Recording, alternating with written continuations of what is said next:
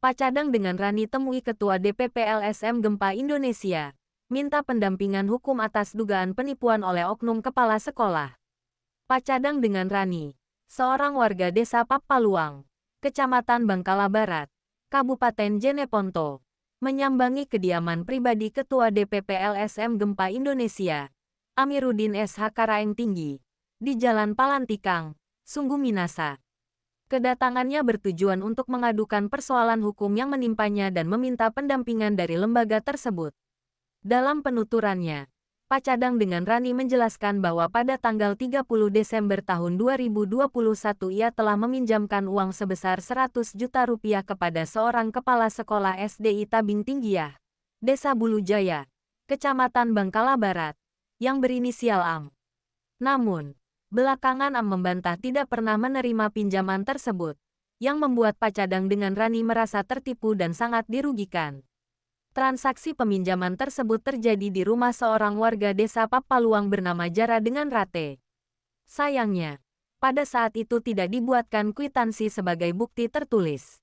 Kondisi ini diperparah oleh fakta bahwa Pak Cadang dengan Rani merupakan seorang tunaaksara yang tidak bisa membaca dan menulis, sehingga tidak memahami pentingnya bukti administrasi tertulis. Menurut Pak Cadang dengan Rani, ia telah beberapa kali meminta kwitansi kepada Am, namun selalu dijawab dengan alasan, lupa. 6 bulan setelah transaksi, Am memanggil Pak Cadang dengan Rani ke rumahnya dan memberinya uang sebesar 6 juta rupiah. Saat itu, Am sempat berkata dalam bahasa Makassar, "Pamali Juku Purina," yang artinya, pembeli ikan, Om, karena saya pinjam uangnya Om 100 juta. Ucapan tersebut dinilai sebagai bentuk pengakuan tidak langsung bahwa memang benar telah terjadi peminjaman uang.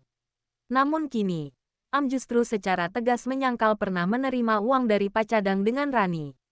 Melihat adanya gelagat tidak baik dari pihak peminjam, Pak Cadang dengan Rani akhirnya meminta bantuan hukum kepada DPP LSM Gempa Indonesia untuk mencari keadilan. Ketua DPP LSM Gempa Indonesia, Amiruddin SH Karaeng Tinggi, saat dikonfirmasi menyatakan bahwa pihaknya telah berusaha membuka ruang dialog dengan Am.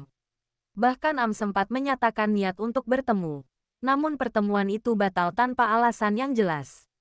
Atas dasar pengaduan tersebut, DPP LSM Gempa Indonesia akhirnya melayangkan surat somasi resmi kepada Am. Surat somasi tertanggal 12 Juni tahun 2025. Itu juga ditembuskan ke sejumlah pejabat dan instansi terkait di Kabupaten Jeneponto, yakni Bupati, Ketua DPRD, Inspektorat, Kapolres, Kejaksaan Negeri, serta Kepala Dinas Pendidikan Kabupaten Jeneponto. Amiruddin menegaskan bahwa dugaan penipuan yang dilakukan oleh seorang kepala sekolah kepada warga tunaaksara, yang juga masih memiliki hubungan keluarga, merupakan pelanggaran berat baik secara hukum maupun etika profesi. Dalam surat somasi tersebut, DPP LSM Gempa mencantumkan kronologis kejadian dan pelanggaran yang diduga dilakukan oleh yang berinisial Am. Kami tidak akan membiarkan masyarakat kecil, apalagi seorang tunaaksara, diperlakukan tidak adil oleh pihak yang seharusnya menjadi panutan di dunia pendidikan. Kami akan mengawal kasus ini sampai tuntas, tegas Ketua DPP LSM Gempa Indonesia.